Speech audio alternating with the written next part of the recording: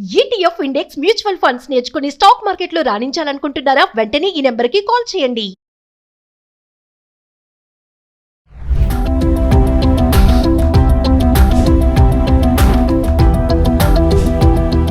నమస్తే, welcome back to Suman TV. ప్రభుత్వం overseas citizen of India OCI నియమాలను కఠినతరం చేస్తుంది. అంటే విదేశీ పౌరసత్వం ఉన్నవారు హోదాను కోల్పోయే ప్రమాదం ఉంది.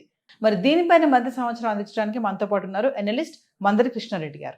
విదేశాల్లో స్థిరపడ్డటువంటి భారతీయులకి ద్వంద్వ పౌరసత్వాన్ని కల్పించేటువంటి విధానం భారతదేశంలో ఉంది. అంటే అక్కడ విదేశాల్లో కూడా వాళ్ళకి పౌరసత్వం ఉంటుంది, అలాగే భారతదేశంలో కూడా వాళ్ళకి పౌరసత్వం వర్తిస్తుంది. దీన్ని ఓసీఐ అంటారు. ఓసీఐ అంటే ఓవర్సీస్ సిటిజన్ ఆఫ్ ఇండియా. అంటే ఇతర దేశాల్లో ఉన్నటువంటి భారతీయులు, వీళ్ళకు పౌరసత్వం అంటే ఇండియాలో కూడా వీళ్ళకి వర్తిస్తుంది, ఇతర దేశంలో కూడా వర్తిస్తుంది. ఇలాంటి వాళ్ళకి సహజంగా ఎవరికి ఇస్తారు ఈ పౌరసత్వం అంటే 1950 జనవరి 25 తర్వాత భారతదేశంలో జన్మించినటువంటి వాళ్ళు ఎవరున్నారో వాళ్ళందరికీ ఈ పౌరసత్వం వర్తిస్తుంది. అంటే దాదాపుగా 80 ఏళ్ల వయసు సుమారుగా ఉండే వాళ్ళకి, 75 ఏళ్ల పైన పడిన వాళ్ళందరికీ పౌరసత్వం తీసుకునే అవకాశం కల్పించింది. అంతకుముందు ఎందుకంటే పాకిస్తాన్ భారతదేశం కలిసి ఉంది, ఆ విభజన సమయంలో కొన్ని సమస్యలు వచ్చాయి కాబట్టి భారతదేశానికి స్వాతంత్రం వచ్చినప్పటి నుంచి ఇక్కడున్న భారతీయులు అందరూ వెళ్తున్నారు. అంటే మన దేశానికి రాజ్యాంగం ఏర్పడి వాళ్ళు ఈ దేశ పౌరులుగా గుర్తించబడ్డ వాళ్ళందరికీ అవకాశం కల్పించబడింది. అయితే ఇప్పుడు ఎందుకు వాళ్ళకి ఇబ్బంది కలుగుతుందంటే,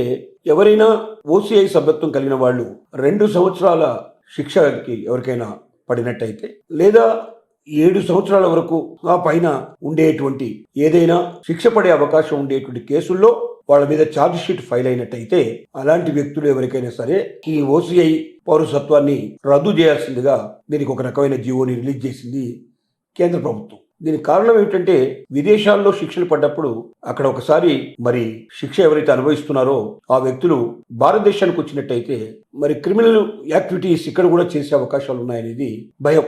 ఒక దేశంలో దొంగగా గుర్తించబడ్డవాడు మన దేశంలో కూడా దొంగగా ఉండడానికి అవకాశం ఉంటుందనే ఉద్దేశంతో అసలే అప్పటికే ఒక దేశం నుంచి పౌరసత్వం తీసుకున్నారు కాబట్టి, ఆ దేశంలో పౌరసత్వం ఉంది కాబట్టి ఇక వాళ్ళని ఆ దేశ పౌరులుగా గుర్తించడమే మంచిది, భారతదేశం వాళ్ళని వదులుకోవడం మంచిదనే ఉద్దేశంతో ఈ నిర్ణయం తీసుకున్నారు. అంటే విదేశాల్లో ఉండేటువంటి భారతీయులు ఎవరైనా సరే తప్పులు నేరాలు చేయడానికి సాహసించని పరిస్థితి, 2 ఏళ్లకు మించి కఠిన కారాగార శిక్షలు పట్టడం కానీ, లేక 7 ఏళ్ల దాకా శిక్ష పడే అవకాశం ఉండేటువంటి తప్పుల్లో ఛార్జ్ షీట్ ఫైల్ చేయబడ్డ వాళ్ళు కానీ వాళ్ళ పౌరసత్వం భారతదేశంలో రద్దు అవుతుంది. కాబట్టి ఇక వాళ్ళు భారతదేశానికి రావాలంటే ఆ దేశ పౌరుడిగా అక్కడి నుంచి వీసా తీసుకుని భారతదేశానికి వచ్చి వెళ్లాల్సిందే తప్ప భారతదేశానికి అతనికి ఉండే హక్కులు ఏమీ ఉండకుండా పోతాయి. ఇక్కడ ఆస్తులు సంపాదించుకోవడం కానీ, ఇక్కడ మరి అప్పులు తీసుకోవడానికి కానీ, ఇక్కడ కుటుంబ వ్యవస్థలో భాగంగా కానీ ఉండడానికి అవకాశాలు ఉండవు.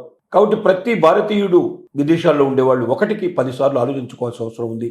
నాకు ద్వంద్వ పౌరసత్వం కావాలి, నేను భారతీయ పౌరుడుగా కూడా ఉండాలి, నాకు ఓసీఐ సభ్యత్వం కావాలి అని నిర్ణయించుకునే ప్రతి ఒక్క వ్యక్తి తప్పులు చేయకుండా, నేరాలు చేయకుండా, కఠినమైన శిక్షలకు పాల్పడే పరిస్థితి రానియకుండా, మరి వాళ్ళు ఒక రకంగా నేరస్తులుగా దేశం క్షమించలేని నేరాలు చేసే పరిస్థితి ఉండే పరిస్థితిలోకి రాకుండా అలా వచ్చినట్టయితే, అలా దిగజారిపోయిన వ్యక్తుల్ని భారత పౌరులుగా గుర్తించడానికి భారతదేశం సంసిద్ధంగా లేదు.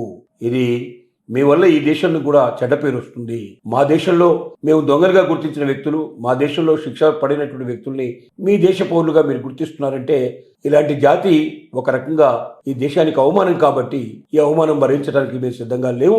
అలాంటి వాళ్ళు మా దేశానికి అవసరం లేదు. కాబట్టి మేము వాళ్ళని పర్మనెంట్ గా ఓసీఐ సభ్యత్వాన్ని రద్దు చేసి ద్వంద్వ సభ్యత్వం ఉండడానికి వీల్లేదు, ఆ దేశ పౌరులుగానే మీరు ఉండిపోండి, మా దేశానికి మీరు రావాల్సిన అవసరం లేదని చెప్పి కఠినంగా భారతదేశం చెప్తోంది. ఇలా చెప్పడం వల్ల విదేశాల్లో ఉండేటువంటి భారతీయులందరూ కూడా ఖచ్చితంగా నేరాలకు, మరి క్షమించరాని నేరాలకు పాల్పడటం కానీ, 2 సంవత్సరాలకు మించిన కఠిన కారాగార శిక్షలు పట్టడం కానీ, 7 ఏళ్లకు మించి శిక్ష పడేటువంటి వాటిలో ఛార్జ్ షీట్ ఫైల్ అవ్వడం కానీ లేకుండా చూసుకుంటారు. భారతీయులు నికార్సైన వాళ్ళు అని చెప్పబడతారు.